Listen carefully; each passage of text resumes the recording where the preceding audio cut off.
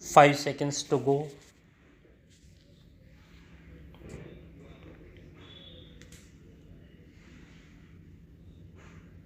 Start.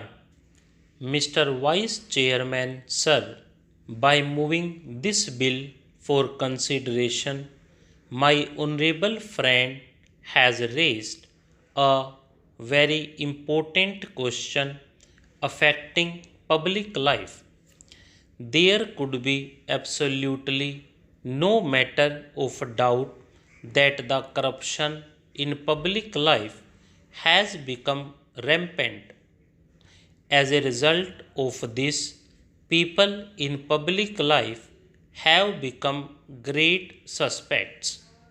In a seminar which I was attending on Code of Conduct for Public Men, somebody observed that once a man becomes a minister, occupies a seat of power for generations, his economic problems are solved. It may be an exaggerated statement, but it has been our sad experience that people who have occupied high positions in public life, who have become ministers, members of parliament, or members of legislatures, have overnight become affluent persons. This may not be true of all members of parliament. This may not be true of all members of legislatures. This may not be true of all ministers, but quite a large number of them have overnight become so affluent that it becomes really difficult for any man to understand how the man become so affluent. The whole thing becomes a mystery to the common man, and the character and integrity of the person concerned becomes highly suspect. I know, sir, that it would be too much to expect the same standard of public behavior as we had during the days of Ramayana. Those who were in charge of administration, those who were occupying the highest office, put themselves to the highest form of test, the highest form of ordeal. Can there be any doubt that public life is so much corrupted today that we have all become suspect? In fact, the people have also become jealous of the members of parliament. They say somehow one has got to become a member of parliament or a member of the legislature, or somehow come closer to the corridors of power. Why do they say this? Because they see the sudden change in the outlook, the behavior, the kind of living of a particular individual. But, sir, the solution in this problem of corruption in public life may not be like instant coffee. The solution may be very difficult. In fact, this was pointed out by the Santhanam Committee itself. In its report, it made certain recommendations that a certain code of conduct should be there and that shall be a solution to end corruption in public life.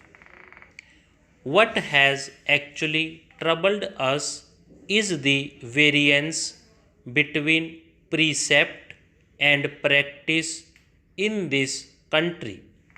When we discuss philosophy, we rise to Himalayan heights, and when it is a question of personal life, we go to the abysmal depth of the Arabian Sea.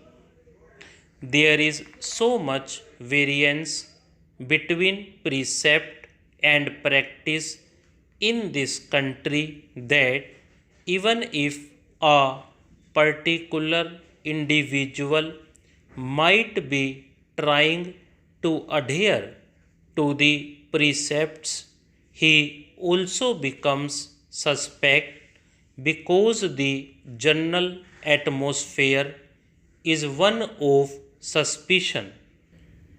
In that context, sir, I feel that something has got to be done to restore the confidence of the people in the members of parliament, in the members of legislatures, and in the ministers. Now, my friend made a suggestion that after all, we are all answerable to the people in this country, and when representatives come through elections and people vote for them, that is a sure proof of the people's confidence in those elected representatives. I would respectfully differ from my friend on this kind of a diagnosis or analysis of the problem that electorally everything can be solved. The problem of human character, human integrity, human behavior, morality cannot be solved by an electoral process. There have been men in the world who are of great moral stature, men of great character and integrity, but they never won an election. Are we not aware of Mr. Raja Gopalachari, who was a man of great character and integrity? Nothing can be said against him. He was a man of high moral stature, but he never won an election. He was also defeated in an election.